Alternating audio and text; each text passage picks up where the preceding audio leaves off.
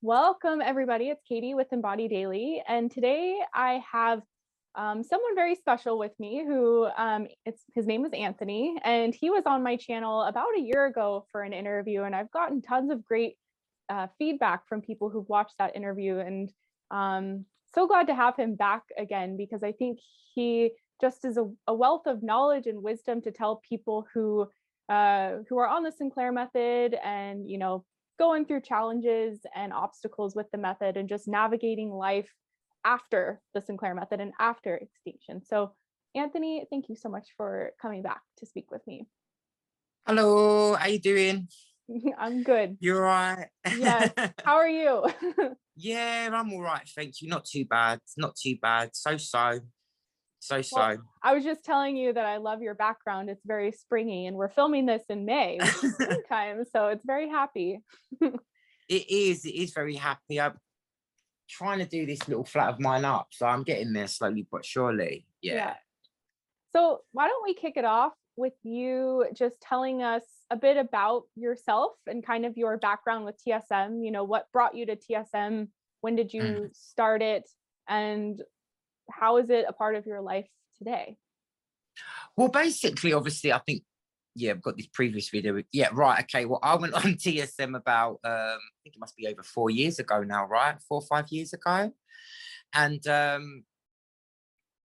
my drinking was really bad, really bad. And I lost complete control of the alcohol. And like most drinkers, I was completely in denial of my drinking habits.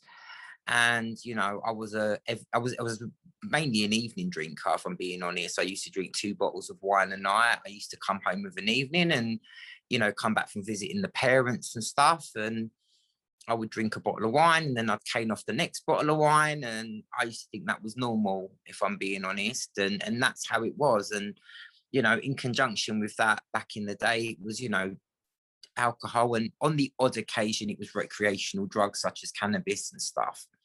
But I mean, that wasn't really my fault. It was mainly alcohol, if I'm being honest. That was my pooch. It was red wine.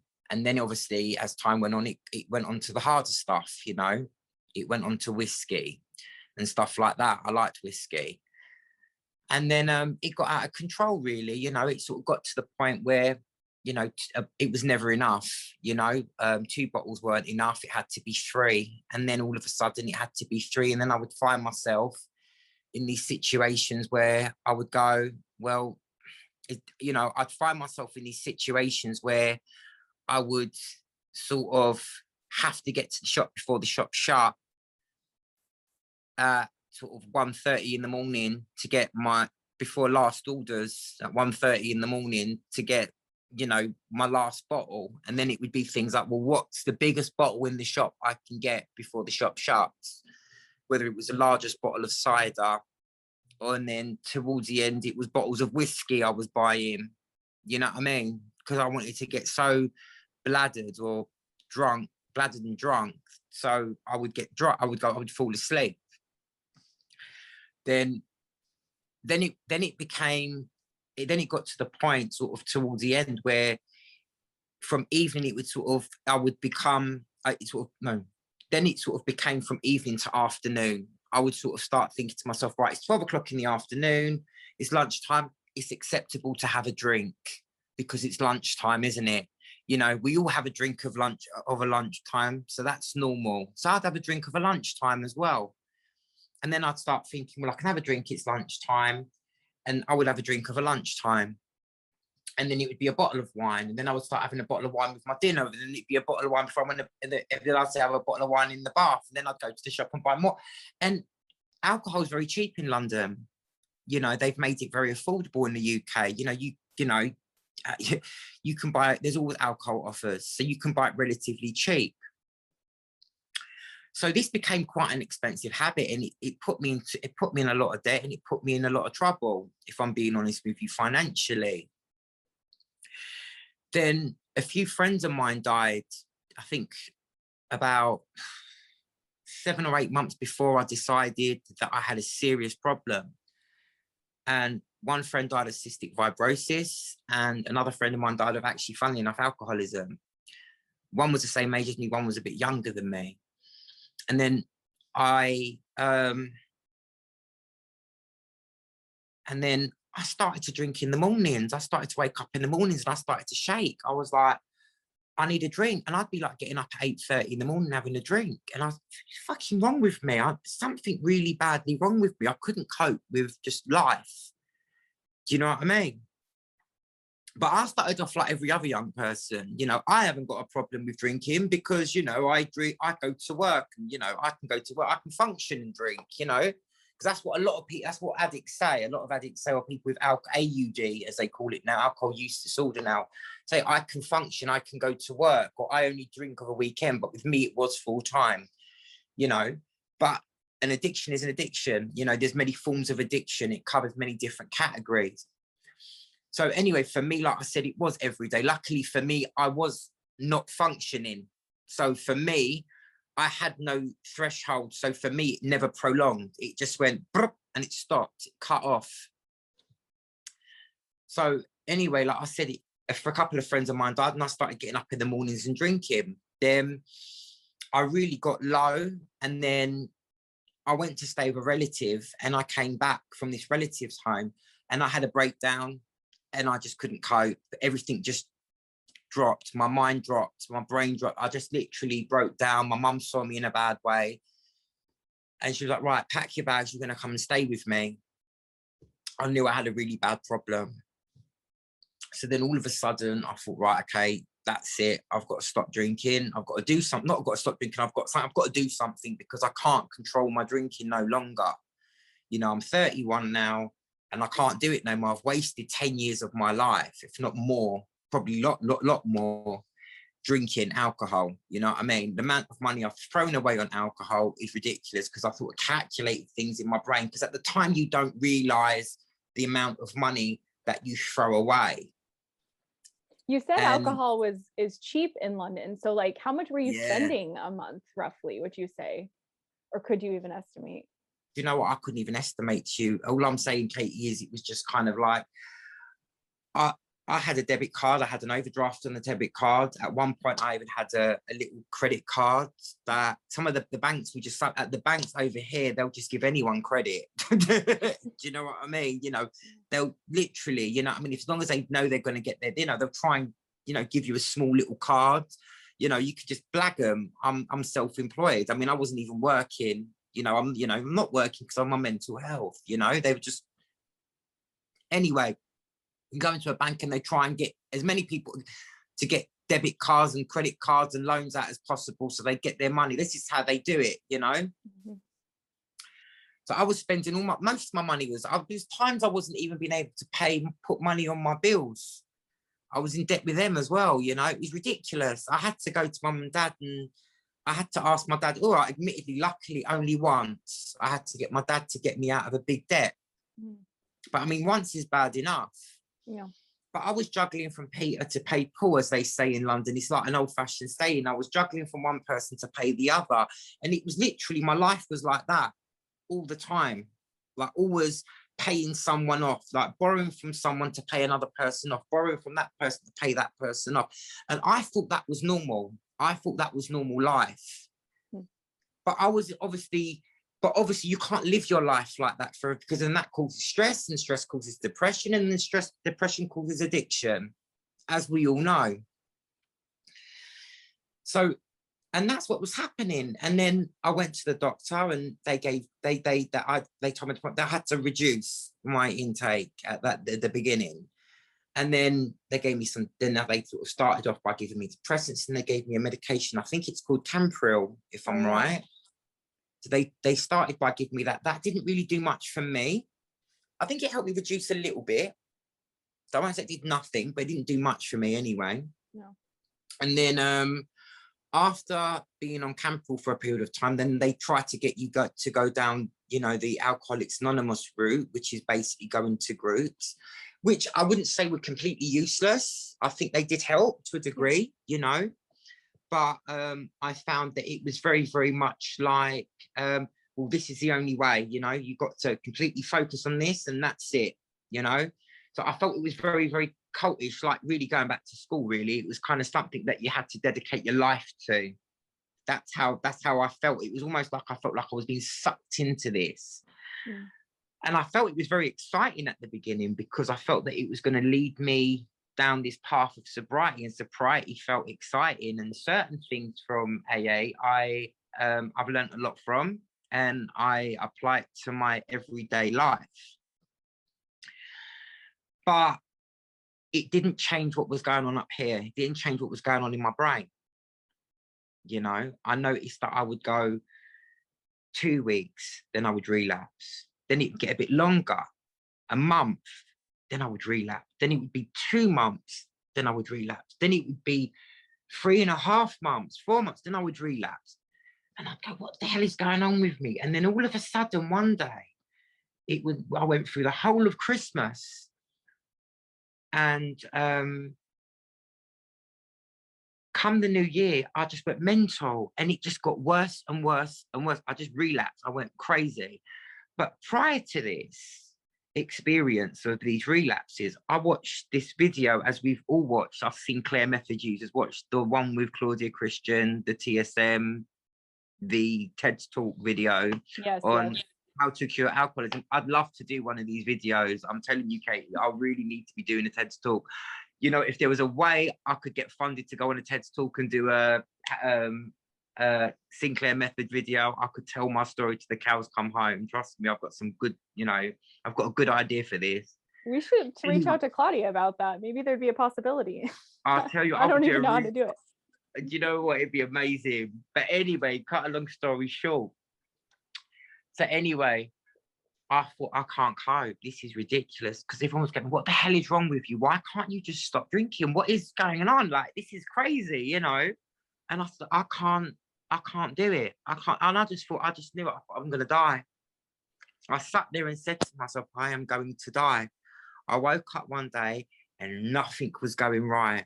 Nothing was going right. I think my benefit money stopped. My bills were getting piled up. I couldn't get up. I couldn't even get out of my sofa. Between you and me, I was ill. I was sick.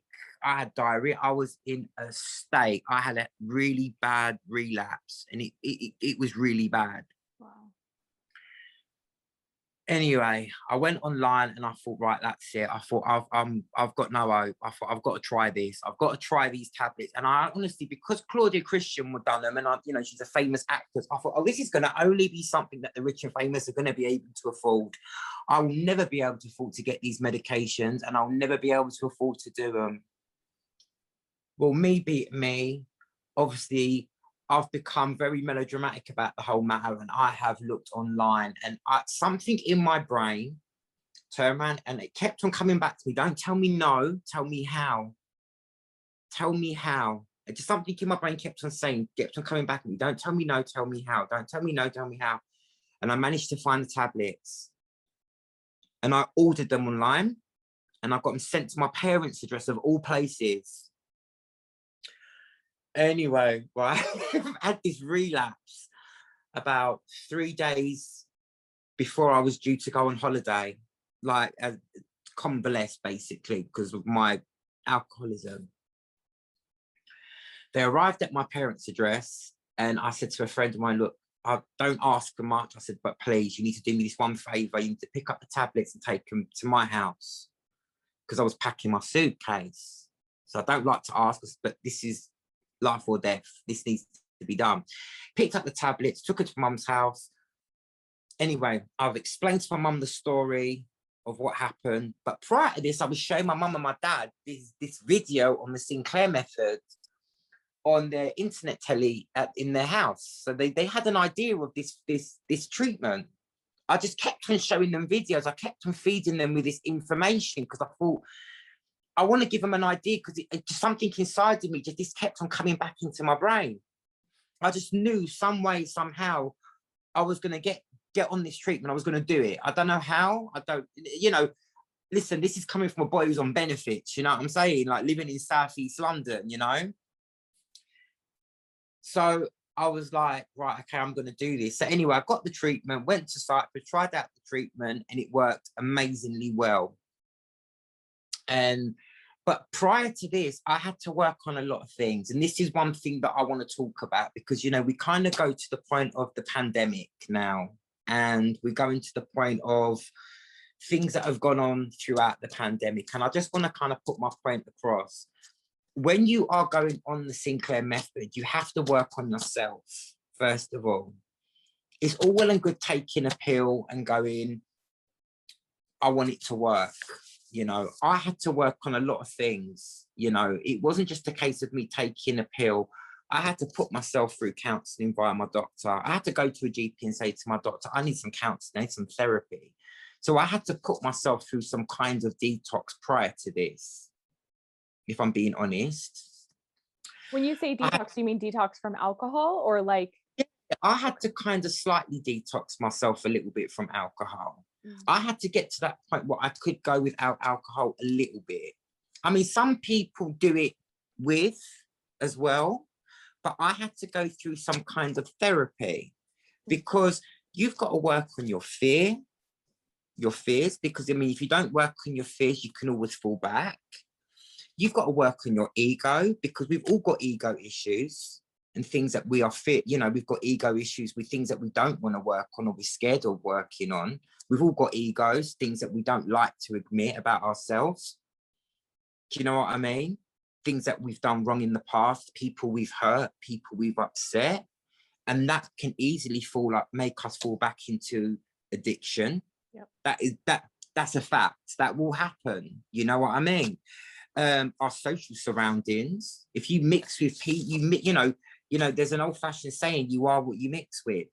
If you mix with fellow people that drink, you know, they need to be mindful if you're giving up alcohol as well. You can't go back. Old habits no longer serve you. So, you know, if you're going to be mixing with people that are going to treat you the same way that they would have treated you when you was drinking, that ain't going to work, because you're no longer that person. Did you have to get a new friend group when you changed this, or what was that like for you? And those people that I did mix with when I was drinking, we had to reassess our friendships together. Yeah. Even in drinking circles. I mean, even when I used to go, even though like I've been out into pubs and bars since, you know, the communication has changed, because I'm not that person no more. You know, I mean, I still have a laugh and I still have a joke and all of that, but my personality ain't as fluid as it was when I was drinking. Because, you know, when you drink, you know, you're a lot more fluid, you know, you're a little bit more, ooh, you know, it's like you've had a few to drink and you're a little bit more fluid and a little bit happy-go-lucky and all the rest of it.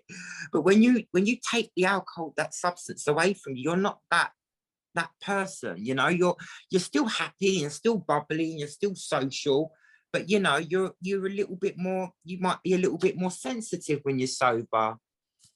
You know what I mean? And you might be a little bit more honest and a little bit more straight to the point. So you have to reassess, people sort of like kind of reassess the way they treat you, if you know what I mean. You can't treat, people can't treat, you know, not people can treat you the way they treated you when you were drinking, but it ain't going to be the same.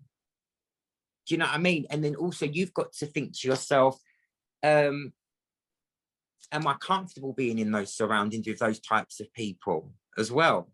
You know, that's a big thing, you know, being in them people. I know now, if I'm around a big group of people and they're all drunk and I'm standing there and I'm sober, or even if I have one or two drinks, which I haven't done in a long time, I'm not necessarily comfortable once they've got beyond the limit. You know, I'm not on the same wavelength as them. Do you know what I mean? Yeah, definitely. I'm on a different vibration. I'm on a different level, you know. I find that I'm a little bit, I find it quite attractive that I'm a little, because people look at me and they fuck at me, cool, I wish I could do what you do. I wish I could leave at one or two. And you find a lot of people say that. You'd be surprised. A lot of people say, I wish I could leave at one or two drinks. How do you do that? How do you just pick up one brandy and Coke and walk out of the bar like that, or two?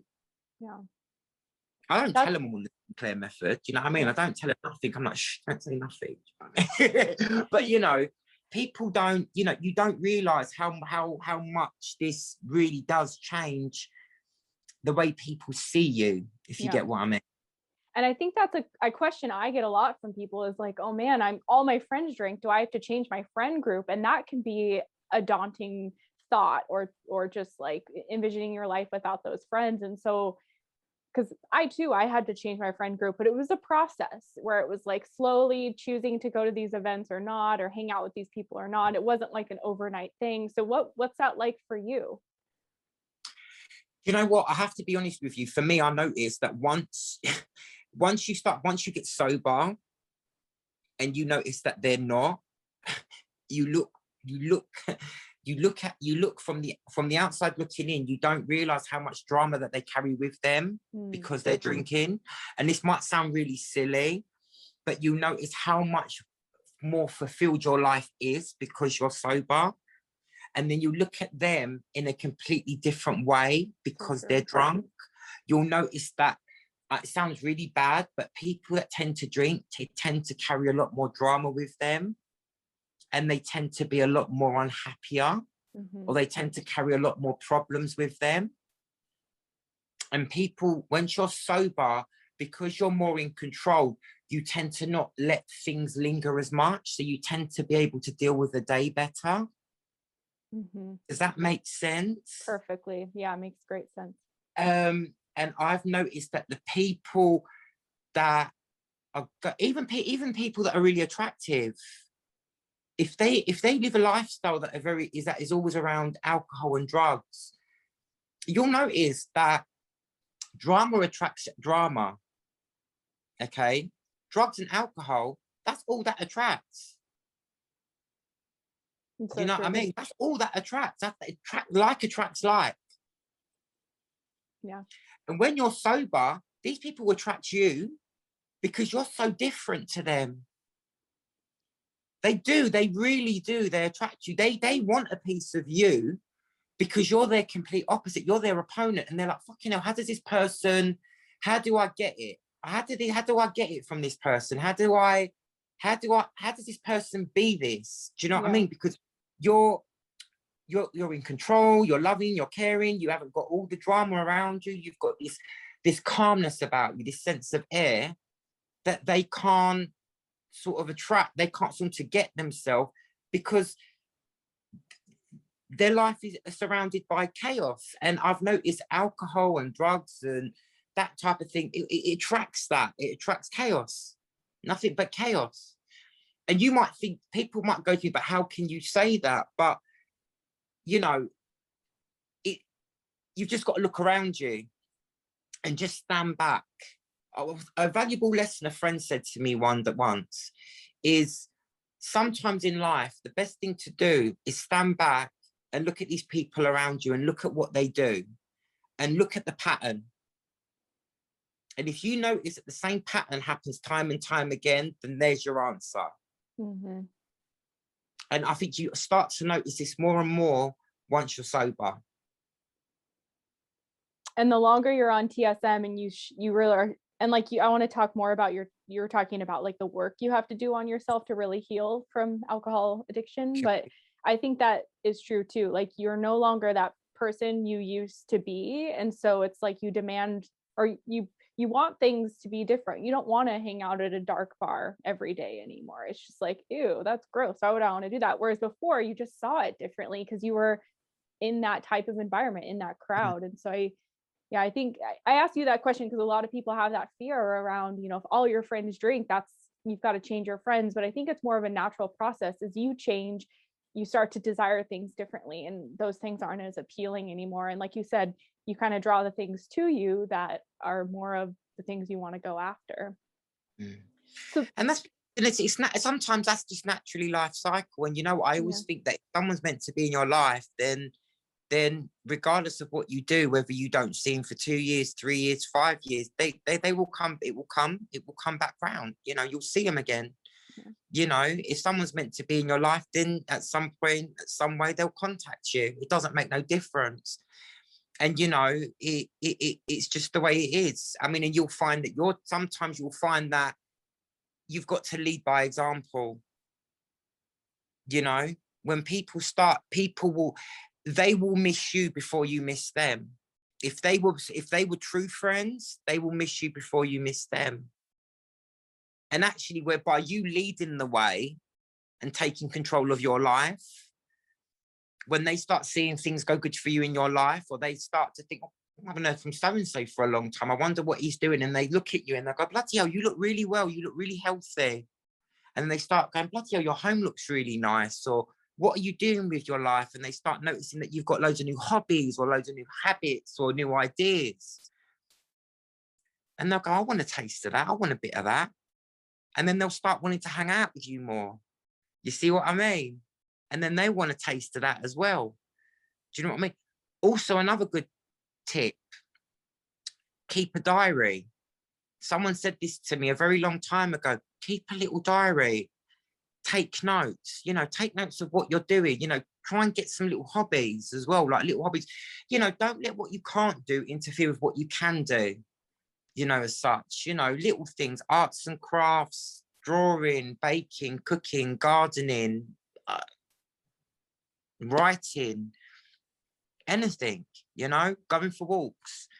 Get a little notepad, write a list of things that you want to do, want to achieve, anything like that, jot it down. Right. And I know it sounds silly, but there's something about pen and paper that's very, very, something about pen and paper, because it's visual and because you've written it down, you tend to take more note of it than just jotting it down in your iPad or on your iPhone, because it's visual and you see it on pen and paper and you write it down on that, and then you go, well, how do I get there? And then you've got the use of an iPad or an iPhone now, so you can research how to do these things. And, it could be something really silly, like, I don't know, such and such a day, I want to do something on a canvas. So go and buy yourself a little cheap stationery set on eBay, or whatever, bake a cake. I don't know. Just come up with little ideas and build on that. Yeah. You know what I mean? And that takes your mind to a new dimension. That takes your mind on that puts your mind to a different shift, if you know what I mean. That moves your mind to a different level as well. The thing with mental health, I mean, the pandemic's been awful, and don't get me wrong, I think it's affected a lot of people, and I think it has affected people with their addiction as well, and a lot of stuff. And I think the thing with that is, I think, if you can, there's a lot of these online counseling groups as well. Go and reach out, try and get some help, try and go and get some counseling, try and book an appointment with your doctor if you can. Go and speak to someone. Do you know what I mean? Speaking to friends are good, but try and go and get a little bit of professional help. If you can get some there's some charitable counseling organizations where they help, where you can come and speak to someone. Reach out, ask for a bit of help. You're not weak for doing that. Sometimes we do that, because, like for me now, I haven't got alcohol no more as my crutch. So I need to find other ways of getting that support, if you know what I mean. So for me now, I'm having to go and reach out to counsellors and therapists and different services to get that support that I need. Because sometimes, on the surface we all look happy and we all look like, we're putting on a brave face and we look like, we're dealing with life great, but underneath it we can be crumbling. And that's natural, that's life. So just because someone looks like they're having a good day doesn't mean they're actually having a good day.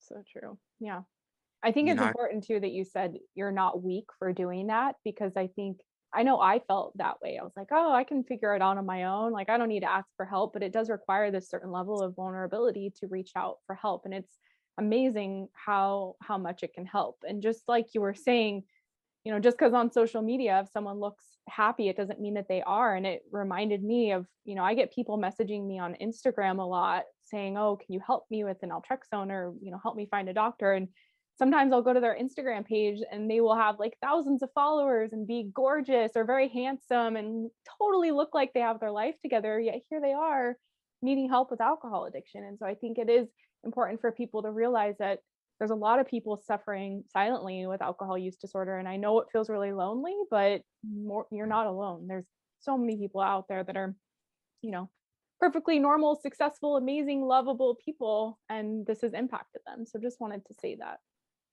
Oh yeah, definitely. Absolutely. And you are, and people ain't alone, and that's the thing. I think as long as people know that as well, and it's difficult times for everyone now as well. And I think, especially I've noticed a lot in the UK, people have gone a bit crazy because we've had this kind of like first lockdown lift where, youngsters are going out, they're drinking, they're taking drugs and stuff like that. And you notice people are going a bit crazy with the drink and the drugs, and it's scary. It scares me a little bit to see what's happening to the world. But I just wish there was more exposure on this, to be honest with you. And I wish there was more publicity on this topic, to be honest with you. I wish it was out there on the TV and on the media. Yeah. And I wish that we could get this kind of exposed more on the television, because I think that would really help people, and probably on the local newspapers as well, because I think that we need to get this out for young people to see what's going on. There's a lot of young people who've got everyday jobs that are out drinking, partying after work, during work, whatever, that don't realize they've got a problem, or know they've got a problem, but are so far in denial with their problem that, it's just like they just carry on. Yeah. Just carry on, and they just think that, I'll be all right tomorrow. Because I was one of them, I thought I'd be all right. I thought tomorrow I'd be better again. Yeah. But like I said, if I didn't find this option, I really don't know where I would be today, to be honest with you, because everyone says, oh, you would have been all right. Nah, I don't think I would have been, to be honest. I really don't. I think something bad would have happened. But like I said, thank God. I think I was looked over. Definitely God was someone was looking over me. Yeah. Definitely at that time. And here you are telling your story, which is just here amazing. I am telling my story. So I wanted to ask you, because I know you were telling me that, you've been going through a lot of just hard times and emotional turmoil this past year or more. So how have you coped with that, now that you're not using alcohol as a crutch anymore? What has that experience been like for you? Oh, it's been horrible. It's been hard. It's been very hard, Katie. I'm not gonna lie to you. It's been really difficult. Like,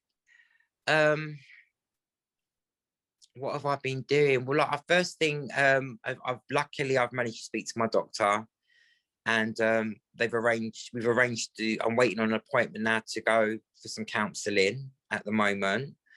I'm on some anxiety medication. I'm waiting to speak to a migraine specialist as well at the moment, because I was having migraines for 3 months, but luckily, touch wood, they've calmed down. I'm also on different vitamins, which has actually helped my immunity, which is actually helping my immune system as well, which is quite good. It's been very tough because, like I said, I moved into my property July 2019. And I think for me, life got a little bit depressing. I think it was September 2019. And it just basically relationship problems, friendship problems. And basically, it was a situation where it was closure without closure, if I'm being honest with you. And I'm quite a spiritual person, and I'm one of these people that I pick up on energy. So this person could appear in my life at any one point, and I hope that they do. I really do hope that they do, because they're not a bad person, but they've got their own addiction problems and they've got their own issues. And I've come to the analogy that I can't help them. They've got to sort that out themselves. They've got to sort out their own issues. And I just pray every day that that person's all right and that they're doing all right in their life. And you know, it was just a bit of a sad situation because I met them when I was kind of reblooming, if you like. I was After you've been kind of on coming, TSM and had success and that. yeah, it was almost like I was coming out of my bad patch, and it was like a very unusual time because it was almost like I was coming out of my bad patch, and it was like they was, I suppose it was almost like watching a rose, watching a dead rose turn into a beautiful flower for them. If I'm being honest with you, I'm not saying I'm a beautiful flower, but you know, I'm saying like for them, that's the only way I can explain it. For them, it was like watching a dead rose turn into a beautiful flower, and that turned into a very deep love. And then they got cold feet, and then that's what happened. But they kept on coming and going, coming and going, coming and going because they got scared, and there was a bit of an age difference. But and then obviously when they went, about 4 or 5 months later, we went into a pandemic. But it was a close. It wasn't an ending because of another person. It was an ending without an ending. I can't really explain that to you, to be honest with you, Too Tough. I don't understand it. And whenever I normally pick up on their energy, they normally come back, if that makes sense. But I've been picking up on their energy for such a long time, and I suppose maybe because of the pandemic, maybe that's why I haven't heard from them. Maybe I'm picking up on their energy because maybe I'm spiritually connected with them. I don't know. Maybe I'm going mad. I don't know. I'm sure I'll figure it out eventually in my head. But yeah, I've just been trying to keep myself busy, if I'm being honest. So what does that look like for you? Because I know we've talked about how, you know, you needed to just find new hobbies because you were drinking every day and kind of rebuild your life. So how has that been for you and what are you doing now? Oh, what am I doing now? Well, I've done a qualification, so that's good. What does that mean? A qualification in hairdresser. Well, you know I'm a hairdresser. I think I Oh, remember. okay. I didn't realize that. No. Yeah, I've done an advanced qualification in my profession, so I'm a technician now, a color technician. Awesome. So I'm one step away from teaching. So if I want to go into teaching, that's something that I can look down the avenue of doing. So I've been going down. So I might go down the creative avenue, and I might do a level 4. Okay. Which is basically going down sort of like film sets, that type of thing. So I'm thinking of doing a level 4, then maybe doing H&D, which is a high national diploma in hairdressing. Wow. So film sets, that type. So going down the creative avenue. I've got into natural remedies, so I've been going down that. I've been exploring that. Basically trying to get this place decorated as well, really. So I've got my garden paved, pavement in the garden. So obviously that cost me a bit of money, so I had to save for that. But obviously through the pandemic, obviously everywhere's been shut and a lot of colleges have been closed. Got into baking and just practicing mindfulness, to be honest with you, and practicing meditation, visiting my parents, going for long walks, keeping in touch with friends, doing a bit of reading, doing a bit of baking. Yeah, just trying to look after myself, really. And I want to ask, because like hearing you talk about all that stuff, it all sounds just kind of like the simple things of life that we can enjoy so much more when we're not addicted to alcohol. So do you feel fulfilled in that? And how do all these things play out in your life? Do I feel fulfilled in that?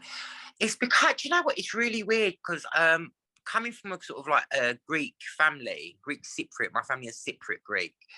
I was the youngest out of 3 boys, so I was always the one that was sat on the side in the kitchen at my mum and dad's home. So I was always the youngest of the 3, so I was always the one in the kitchen. So for me, it was always a part of me. Yeah. I'm quite happy with doing that. I like being creative, to be honest with you. I do feel fulfilled in some ways, but I do feel there's room for improvement. Definitely.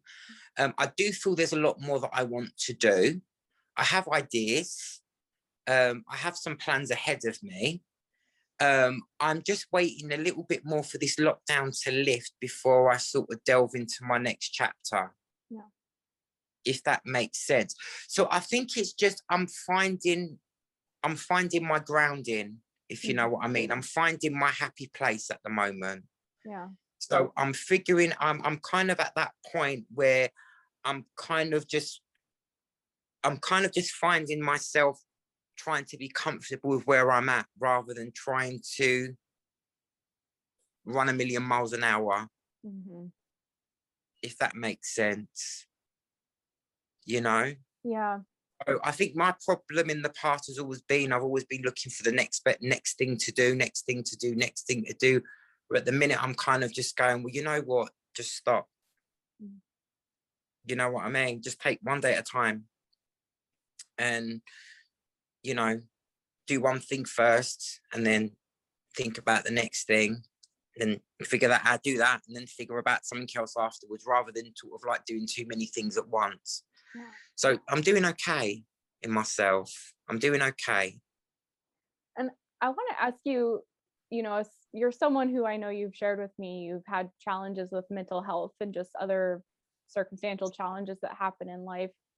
A lot of people can kind of relapse, even if they're on the Sinclair method, they can stop taking the pill and just drink without it, or not drink mindfully, or there's all these ways that we can kind of revert back to what we were doing, because alcohol is such an easy coping tool for us. It's an easy crutch for us to access. So how have you kind of had these challenging life experiences and maintained sobriety? Like, how did you get to the place you're at today?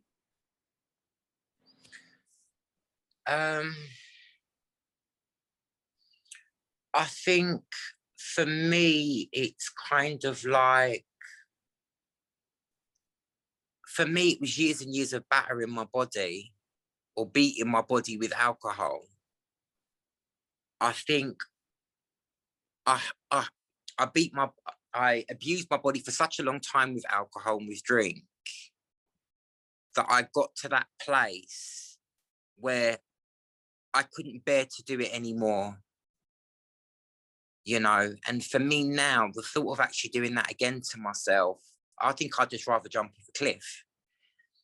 If I'm being honest with you, if I was to do something like that, I'd rather just, do you know what I mean? The thought of actually putting my body through all that pain, I'd rather just end it in one hit. I just think all that turmoil would just, what's the point? It's like, you know, it's like slowly cutting yourself. I think for me, just get rid of it. Just, you know, I just think all that, I would find that hard work. Would you say that you have more respect for yourself now than you did before? Yeah, probably. Yeah, definitely. Definitely. I probably have a lot more respect for myself now than what I think I've ever done, really. I think definitely. Because I think, like I said, the thought of actually, like I said, even, you know, picking up a drink now and doing that again, to me, it's like energy. For me, that's energy. That's giving the alcohol energy. It's giving it its work for me. I know it sounds silly, but being an alcoholic is a full-time job, you know. No, I'm serious. I just say this. I really feel sorry for alcoholics. It's a full-time job, you know. It's a commitment, you know, getting up every day, going to the shop, buying drinks, sitting there drinking, running back to the shop again. You know, your life is committed to it. Do you know what I mean? Your life is committed to the drug. It's a full-time job. Do you know what I mean? You're paying to feel good. Do you know what I mean? You're paying to feel good. When that feeling good can come for free. That's really profound. You know, and that's what it is. You're paying for a buzz that you don't have to pay for. It's actually a crooked trick. It's a trick. It tricks you into doing that. That's the nature of the disease. It tricks your brain into making you think that, you know, you pay for me and I'm gonna make you feel good. When all you and it's free. It's free. It's just about being around good, genuine people. That's what it is. It's all about being around kind, nice people. That's all you need to do, is about being around the right people, and you don't need that drug. But when you're around people that take alcohol and drugs, when you're around the wrong people and you're around drugs and alcohol, you're paying for that. You're paying for the drug. It's a trick. It tricks the brain. But when you're around people that don't do that, or you're around and you're happy in yourself and you feel good in yourself, you don't have to pay for that no more, because it's natural. It's free. It's a feel good feeling. Do you know what I mean? So Definitely. For me, I wouldn't want to go back into that again. I think I would find that really hard. But I see too many friends delve back. I've got friends in their 30s. I've got friends in their 20s. I've got friends in their 40s, and they delve back into that lifestyle too much. And year after year after year, I see the same pattern time and time again, and they're never happy. And it's so sad to watch, because I can't do nothing about it.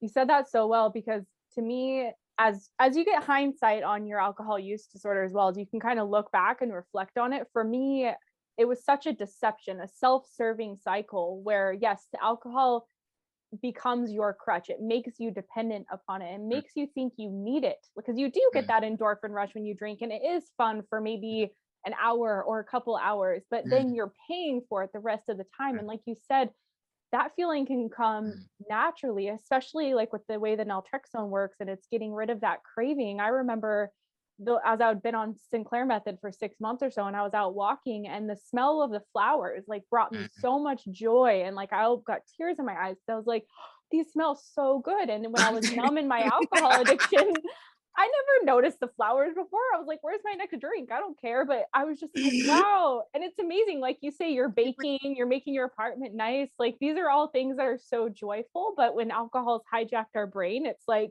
that's all we're chasing is that alcohol buzz. It's so true. Do you know what, Katie?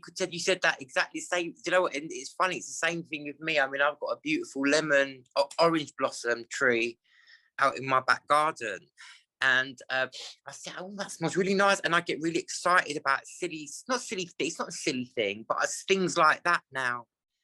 And I think this is what I was so sad about this situation that happened with this person of mine, the one that kind of affected up here about a year and a half ago, was we had so many good times together. And he gave all that at that point. What I couldn't get around my head is we had so many good times together because I was the polar opposite of the other side of his life, which was the drugs, the alcohol and all that. And I thought, you've given this up for the friends that take drugs, the gambling, the drink, the people that are going to be doing you out of money. They're going to be talking about you, they're going to be leading you down a negative pathway and all that. And I couldn't get my head around it. But then I sort of sat back and I took myself out of the equation. I thought, but I was the same person once upon a time. So I've got to understand that that's his life journey. And he's got to go through that chapter in his own way. And, if he chooses to cut me out of his life for that period of time, or for whatever period of time or whatever, then that's down to him.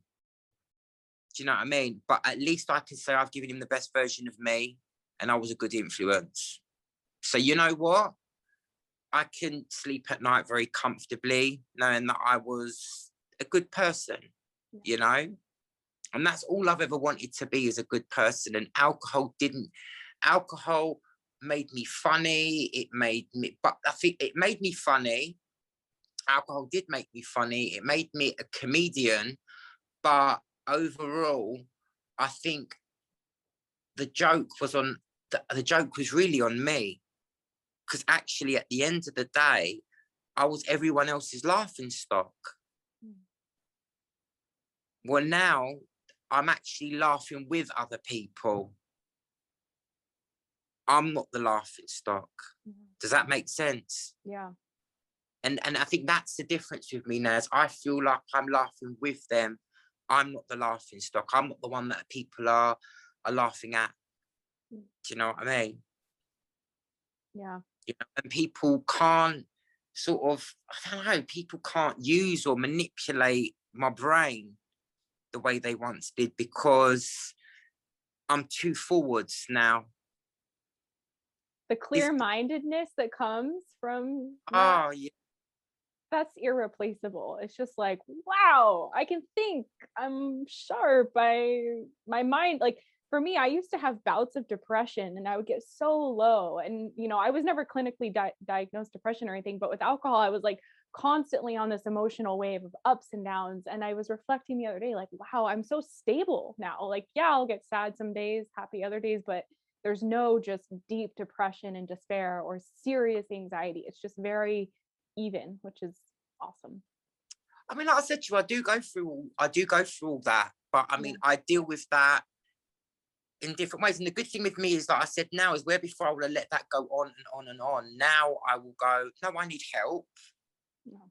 And I'll go to my doctor and I'll reach out for help. Where before I would have left that and I would let that go on and on and on and on and on. And I wouldn't have, that wouldn't have, and it would have got worse and worse and worse and worse. And then I would have drunk more and more and more and more. Where now I will deal with that head on. And that is the one thing that the Sinclair Method has helped me with, is it's helped me with the drinking, which has alleviated that one problem, which has helped me to actually get up and get on with my other problems. So rather than me sitting there feeling flat, feeling lethargic, feeling I can't be bothered to do anything, it's helped me get up and be proactive about the other problems. Do you see what I mean? Yeah. But this is what I'm saying. It's very important that when you are on the Sinclair Method or any alcohol treatment, that you work on yourself first.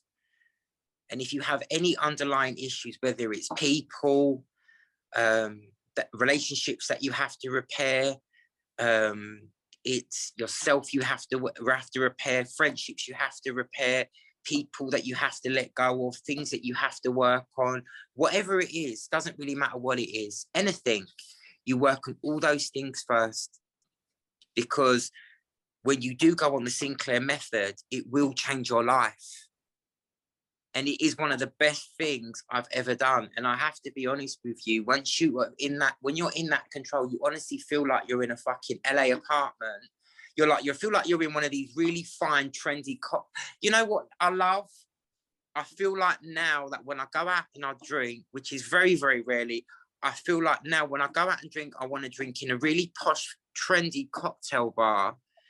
And I want to go and buy a really expensive cocktail and I want to sip it.